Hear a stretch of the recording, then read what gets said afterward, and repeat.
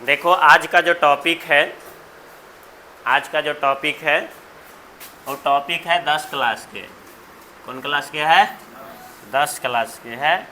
एकर में अभी जो टॉपिक पढ़ा रहे हैं एकर में से फार्मूला बहुत इम्पोर्टेंट है यहाँ इस क्लास के लिए। फार्मूला का है इम्पोर्टेंट, और ऑब्जेक्टिव सवाल यहाँ से पूछ सकता है। क्या पूछ सकता है? ऑब्जेक्टिव। तो ध्यान से सुनो, अब इसका दिमाग यहाँ नहीं है, ठीक ना? चुपचाप देखना। देखो क्लास 12th का जो है फिजिक्स के, ठीक ना, आज का जो टॉपिक है वो है ओम्स लॉ। का है ओम्स लॉ, माने हिंदी में बोलते हैं ओम के नियम, ठीक ना? का है ओम के नियम, ठीक। अब है मैंने क्लास 12th में पढ़ रहे हैं तो इसलिए लिख दिए, ऐसा सब लिखना जरूरी रहता है।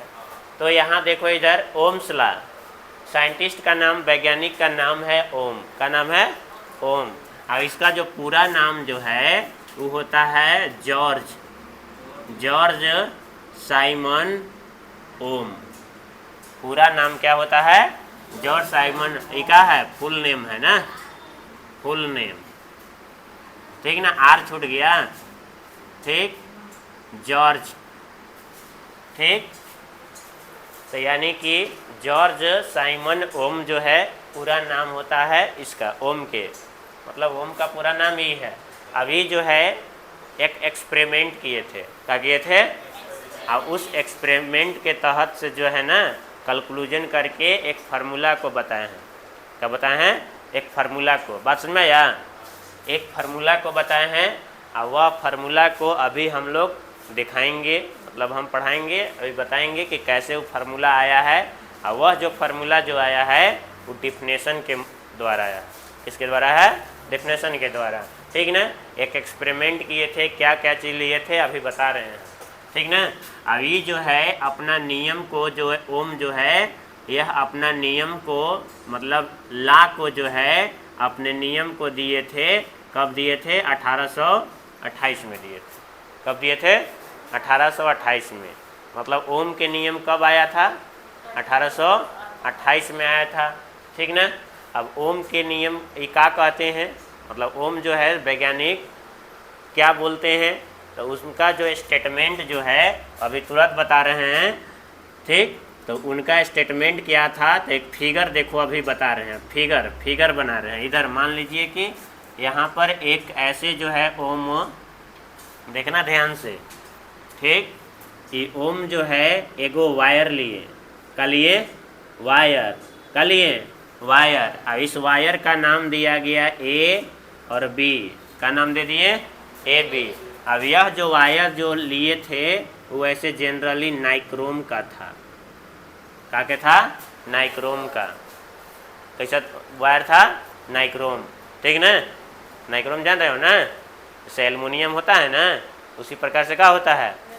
हाँ, नाइक्रोम होता है। और नाइक्रोम का वायर लिए, अब यही वायर में क्या किए कि ऐसे ऐसे यहाँ से जोड़े, ठीक ना? एक बैटरी को लगाएं। अब एक का को लिए स्विच को जोड़ें, एक रियोस्टेट लगाएं। देखो ये साइन जो बना रहे हैं का के साइन है? रियोस्टेट। अब एक बाद जो है इस टर्मिनल से आगे इसे बढ़ाया गया। अब इधर जो है ना एगो ए मीटर लगाया गया, ए लिख दिए। ये ए एक मशीन है, एक युक्ति है, ठीक ना? इसको हम लोग बोलते हैं ए मीटर। अब यहाँ से ऐसे इसको जोड़ दिया गया, ठीक। और क्या किए, ठीक ना? और क्या किए थे कि एक मतलब एक तरह से जो बना रहे हैं ना, ये एक सेटअप है। ये क्या है? सेटअप, एक्सपेरिमेंट करने के लिए। अब देख लो ये नाइक्रोम का वायर है, इसको थोड़ा सा मोटा बना देते हैं। क्या बनाते हैं? मोटा।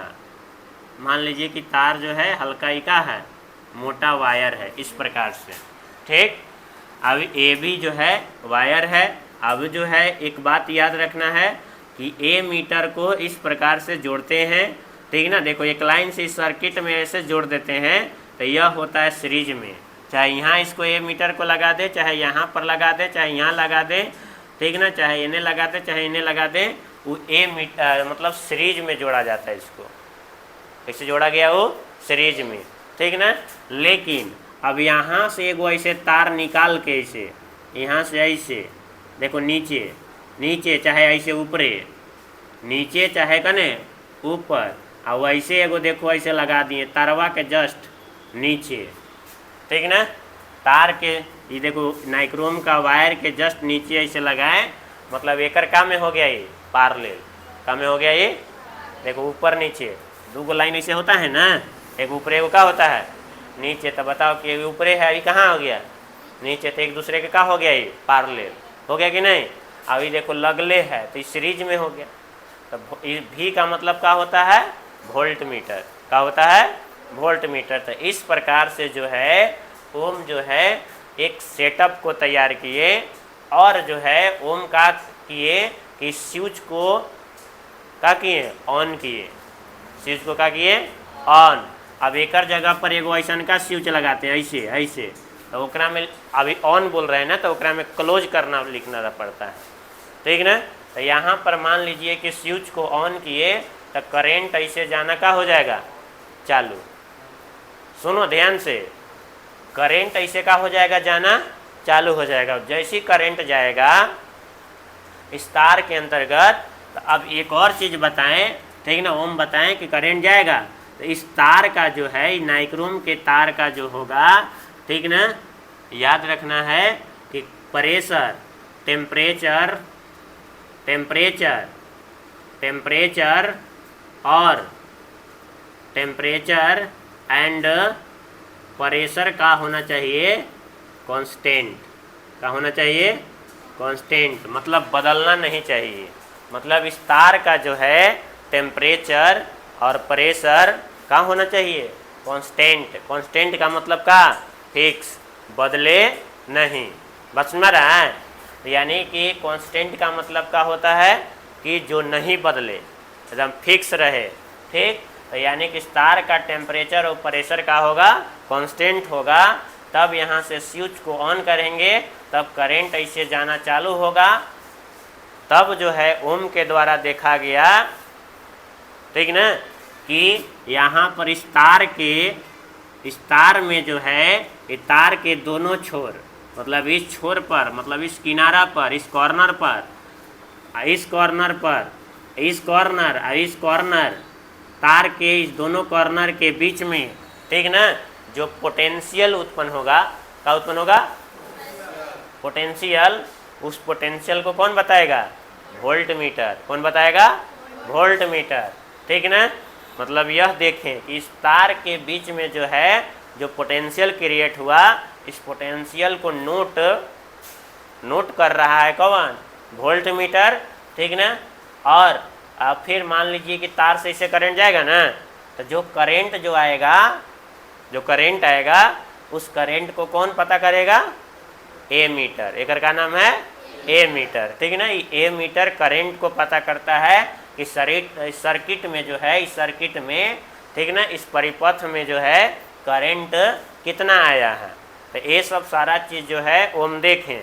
लेकिन ओम का जो मेन कहना था कि इस तार के अंतर्गत जब यहाँ से दिए करंट, ठीक ना, तो इस टेम्परेचर और प्रेशर जब कांस्टेंट होता है इस वायर का, तब एकर में इसमें जो है पोटेंशियल जो क्रिएट हो रहा है, ठीक ना, यह पोटेंशियल जो होता है, ठीक, वो डायरेक्टली प्रोपोर्शनल केकर होता है, तो इस तार के अंतर्गत जो करंट जा रहा है होकर डायरेक्टली प्रोपोर्शनल होता है।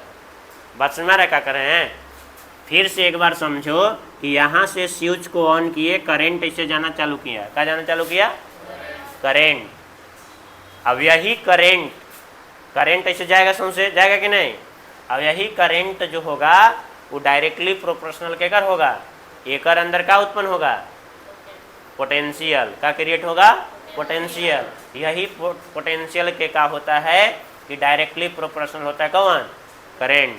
कौन होता है करंट। मतलब जितना करंट दोगे इस तार के अंतर्गत, जितना करंट इस सर्किट के अंतर्गत जितना करंट देंगे उतना ही का क्रिएट होगा पोटेंशियल, उतना ही का उत्पन्न होगा पोटेंशियल उत्पन्न होता है। यही बात को कौन बताए थे ओम। समझ में आया, कौन बताए हैं ओम बताए हैं, ठीक। अब ये कब होता है, जब टेम्परेचर और प्रेशर का होता है कांस्टेंट होता है, तब यह देखा गया ओम के द्वारा, ठीक ना। ओम के द्वारा यह बताया गया है, यह देखा गया है। तब यही चीज़ को जो है हम लोग को क्या करना है, लिखना है। क्या करना है, लिखना है। मतलब करंट जितना जाएगा तो इस तार के अंतर्गत, वायर के अंतर्गत जितना पोटेंशियल क्रिएट होगा वही पोटेंशियल के क्या होता है, ये डायरेक्टली प्रोपोर्शनली करंट होता है, ठीक ना। तो यही बात को जो है ओम बताए थे। तो यहाँ पर यही चीज़ लिख रहे हैं कि इट स्टेट दैट, मतलब यह बताते हैं कि, तो कौन बताते हैं, ओम, ठीक ना, समझ में आए ना। तो क्या बताते हैं, तो यहाँ पर देखो, यहाँ पर हम लिख रहे हैं ऐसे, ऐसे जनरली यहाँ से लिखना चाहिए लेकिन यहाँ से लिख दे रहे हैं। एट ए कांस्टेंट टेम्परेचर, देखो डेफिनेशन यही लिख रहे हैं ओम्स ला के, ठीक ना। At a constant temperature and क्या चीज़, प्रेशर, ठीक। तो अब कॉमा दे करके लिखेंगे, क्या लिखेंगे, कॉमा दे करके लिखते हैं, क्या लिखते हैं कि current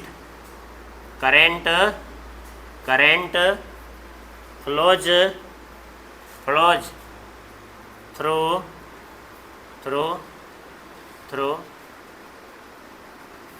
a wire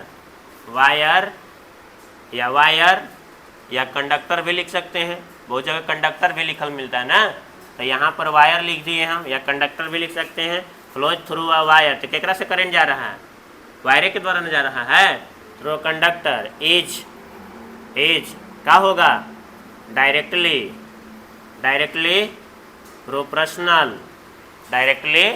proportional to the क्या हो जाएगा, पोटेंशियल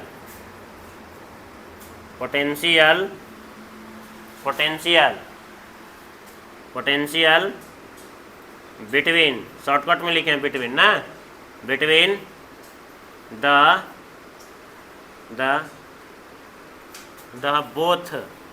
बोथ एंड ऑफ, क्या लिख देंगे, वायर। बोथ का मतलब क्या होगा, दोनों, एक ही वाला एक वाला ही एंड, ये दोनों एंड के बीच, एंड का मतलब क्या होता है, छोर, कॉर्नर, क्या होता है, कॉर्नर, मतलब ये दोनों एंड के बीच जो है जो पोटेंशियल होगा, ठीक ना, वायर के, देखो वायर के दोनों एंड के बीच का जो पोटेंशियल होगा वो क्या होगा, डायरेक्टली प्रोपोर्शनल होता है, किसके, करंट के, क्या होता है, करंट के। अब इसी को हम लोग, सुनो इधर, इसी को हम लोग क्या बोलेंगे, इज कॉल्ड या इज नोन एज, क्या बोलेंगे, ओम्स ला। इसी को क्या बोलते हैं हम लोग, ओम्स ला बोलते हैं। एक बार फिर से देख लो, at a constant temperature and pressure, comma दिए हैं, करंट फ्लोज, ठीक ना, थ्रू ए वायर, मतलब करंट क्या करता है, फ्लोज करता है इस तार के द्वारा। अब यही करंट का होता है, डायरेक्टली प्रोपोर्शनल होता है, के कर, पोटेंशियल के, क्या कर होता है, पोटेंशियल के, ठीक ना। अब बाकी लिख दिए दोनों कॉर्नर के, तार के कॉर्नर के बीच। अब देखो यहाँ सुनो, इधर फार्मूला यहीं से तैयार हो रहा है, क्या लिखल है, करंट। करंट को कहाँ से दिखाते हैं, आई का है, डायरेक्टली प्रोपोर्शनल है ना, डायरेक्टली प्रोपोर्शनल कर दिए। अब क्या डायरेक्टली प्रोपोर्शनल, पोटेंशियल लिख दिए कि नहीं। अब देखो इसको हम लोग इधर कर लेंगे, अब एक कने कर लेंगे इधर, तो भी को मान लो कि हम इधर कर लेते हैं ऐसे। अब आई को कने लिख लेते हैं ऐसे, बात समझ में आया, ऐसे लिख लिए। अब मेरा बात सुनो इधर, इसको और में ऐसे हम लोग लिख सकते हैं, ठीक, क्योंकि इसको जितना बढ़ाओगे उतना इहो बढ़ेगा, इसको जितना बढ़ाओगे उतना इहो बढ़ेगा, बात समझ में आ रहा है। तो उसी प्रकार से जो बता रहे हैं कि अब बताइए कि ये वाला साइन हटता है, ये वाला साइन हटेगा ना, तो क्या आता है, बराबर, एगो कांस्टेंट टर्म आता है, तो कांस्टेंट टर्म क्या आता है, आर, क्या आता है, आर, यार क्या है, कांस्टेंट है। अब यहाँ देखो इसको सजा कैसे लिख देंगे, आई, अब क्या लिख देंगे, आर, तो भी बराबर क्या बन जाता है, आई आर। अब यहाँ पर हम लोग लिख देंगे, इधर देखो इन्हें वेयर में यहाँ लिख देते हैं, वेयर, ठीक ना, वेयर में आर क्या है, तो यहाँ लिख देंगे कि आर इज ए है आर इज ए का हो जाएगा कांस्टेंट ऑफ, क्या हो जाएगा, प्रोपोर्शनलिटी। ठीक, प्रोपोर्शनलिटी। समझ में आया? बंद हो गया? चल वीडियो कट गया? ठीक ना? देख लो इधर, वेयर आर इज ए का हो जाएगा कांस्टेंट ऑफ प्रोपोर्शनलिटी। सुनो इधर, वेयर आर क्या है, आर क्या है, कांस्टेंट ऑफ प्रोपोर्शनलिटी। ठीक ना? यानी कांस्टेंट ऑफ प्रोपोर्शनलिटी, या ऐसे भी डायरेक्ट लिख सकते हैं प्रोपोर्शनलिटी कांस्टेंट। ठीक, ऐसे। अब इसी को प्रोपोर्शनलिटी कांस्टेंट इज कॉल्ड, क्या बोलेंगे, रेजिस्टेंस। इसी को हम लोग क्या बोलते हैं, रेजिस्टेंस। सुन लो इधर, R is a proportionality constant is called, क्या बोला जाएगा, रेजिस्टेंस। आर को क्या बोलते हैं, रेजिस्टेंस। तो अब पता हो जाना चाहिए, ठीक, क्या पता होना चाहिए कि आर क्या होता है। तो यह एक कांस्टेंट टर्म है, क्या है, कांस्टेंट। अभी कांस्टेंट टर्म कैसे है इसको हम प्रूफ करके यहीं पर दिखाएंगे। ठीक ना? या तो कल बताएंगे अगला क्लास में, या तो उसकी अगला क्लास में बताएंगे। ठीक ना? कि प्रोपोर्शनलिटी कांस्टेंट कैसे है। यहाँ पर तो लिख दिए कि क्या है, प्रोपोर्शनलिटी कांस्टेंट। समझ में आया ना? तो इस बात को समझ लेना है। तो आपको, आप लोग से पूछा जाएगा कि ओम के नियम का फार्मूला कौन है, V बराबर आई आर। ठीक ना? अब यहाँ से क्या करते हैं कि आर बराबर निकालते हैं, तो V बटा का हो जाएगा आई, गुना में है ना। देखो देखो, यहाँ आर बराबर फार्मूला पूछा जाएगा, आर बराबर का होता है V बटा आई। अब यहाँ पर आर का मतलब क्या होता है, रेजिस्टेंस। अब रेजिस्टेंस का हिंदी होता है क्या चीज़, प्रतिरोध। क्या होता है, प्रतिरोध। रो देखो, ठीक ना? आर का मतलब क्या होता है, रेजिस्टेंस, इसका हिंदी होता है प्रतिरोध। अभी क्या होता है तो सुन लो, अभी थोड़ा सा बता देते हैं, डिफिनेशन तो लिखवाएंगे सबके। ठीक ना? ऐसे यहाँ सुनो इधर, मान लो कि तार है, मान लेते हैं क्या है, तार। ठीक, ये क्या है, तार। अभी करंट ऐसे जा रहा है ना, करंट ऐसे मान लो कैसे जा रहा है, ऐसे क्या जा रहा है, करंट, करंट जाएगा। तो करंट के तारवा के अंतर्गत एक रोके वाला होता है, नहीं जाने देगा। ठीक ना? तो जो रोकने वाला होगा, ऐसे मान लो कि करंट ऐसे जा रहा है, और इसको जो रोकने वाला होगा, करंट के रोकने वाला, उसी को बोलते हैं क्या चीज़, रेजिस्टेंस। क्या बोलते हैं उसको, हाँ, the opposition offered by the flowing current, या करंट शॉर्टकट में लिख देंगे, तो इज कॉल्ड का हो जाता है रेजिस्टेंस। ठीक ना? मतलब अपोजिशन मतलब विरोध करता है। हिंदी में डेफिनेशन कैसे होता है प्रतिरोध के, यानी रेजिस्टेंस के। ठीक ना? कि धारा के प्रवाह के विरोध करने वाले को क्या कहते हैं, प्रतिरोध करते हैं। समझ में ना? ये है रेजिस्टेंस का डेफिनेशन। ठीक, अब यहाँ से मान लो कि रेजिस्टेंस का यूनिट पूछा जाएगा, यहाँ से क्या पूछा जाएगा, यूनिट। इसका यूनिट पूछा जाएगा, तो देख लो यूनिट बता दे रहे हैं। यूनिट क्या होगा बताओ, unit of R, unit of R. तो बताओ, पोटेंशियल ना है, पोटेंशियल का यूनिट क्या होता है, वोल्ट। यहाँ इज लिख दे रहे हैं वोल्ट। अब एम्पियर ना है, तो एम्पियर कहाँ जाएगा, ऊपर। वोल्ट का हो जाएगा पर एम्पियर, वोल्ट पर एम्पियर। तो एग्जाम में बहुत बार ये भी पूछता है कि रेजिस्टेंस का यूनिट क्या होगा, तो वोल्ट पर एम्पियर होता है। इतना बात समझ में आ गया ना? ये हो गया, इतना ही ओम के नियम है। अब आप लोग के ये फार्मूला ज़्यादा याद रखना है, V बराबर का होता है आई आर, क्योंकि अब यही फार्मूला आगे बहुत ज़्यादा यूज होगा। इस फार्मूला याद रखना। देखो हमेशा सब में फार्मूले तैयार हो रहा है। ये हो गया। अब आप लोग के जो है ना, एक होमवर्क में देते हैं डायमेंशन, डायमेंशन ऑफ आर। ठीक ना? इसका डायमेंशन क्या है, ठीक, डायमेंशन ऑफ आर इज, इसका डायमेंशन क्या है, होमवर्क में देते हैं। इसका डायमेंशन निकाल कर के आना है, कल देखेंगे। अगर नहीं बनाएंगे तो मैं अगला वीडियो में क्या कर दूंगा, बता दूंगा, या अगला क्लास में बता देंगे। तो देखो इधर, अब जो है ये कहानी खत्म हो गया। अब एक और चीज़ पूछा जाएगा कि यार का होता है, तो यह स्केलर क्वांटिटी होता है। कैसा होता है, स्केलर क्वांटिटी। ठीक ना। तो लेकिन इस सब के बारे में पूछा नहीं जाता है।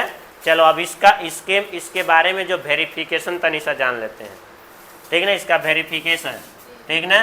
देखो यहाँ पर लिख देते हैं verification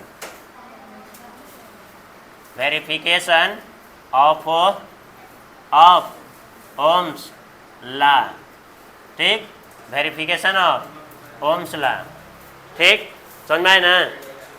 verification of Ohm's law, थोड़ा सा दिक्कत हो गया, टाइम हो गया ज़्यादा, इतना ही समझाने में। अब इसको वेरिफिकेशन ऑफ ओम्स लॉ को क्या करेंगे, अगला दिन बताएंगे। क्या कि लिखना है एक में, सपोज दैट, माना, बहुत सारा चीज़ लिखना है, इन्हें वाला पैक हो जाएगा, ठीक। फिगर भी छापना है। अभी देखो तुम लोग इतना सुनो, इधर इतना याद कर लेना, अगला दिन बताएंगे। आई फिगरे के बारे में खाली कल लिखवाना है, ठीक ना। टाइम के वजह से देखो इसको नहीं बता रहे हैं।